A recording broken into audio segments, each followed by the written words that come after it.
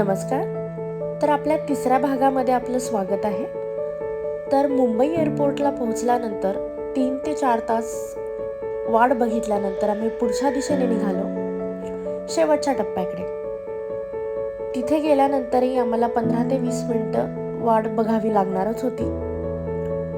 त्यानंतर मग आम्ही निघालो विमानामध्ये बसायला. जाताना तिला समजत नव्हतं अभिज्ञाला की नक्की आपण चाललोय कुठे.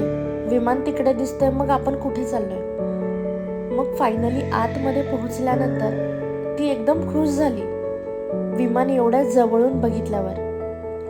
आणि मग तिचा एकच प्रश्न चालू होता, आता विमान चालू कधी होणार आहे.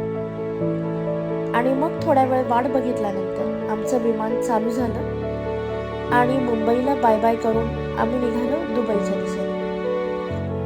तर असेच आपले छान छान व्हिडिओज बघण्यासाठी आपल्या चॅनलला सबस्क्राईब करा, व्हिडिओला लाईक, शेअर आणि कमेंट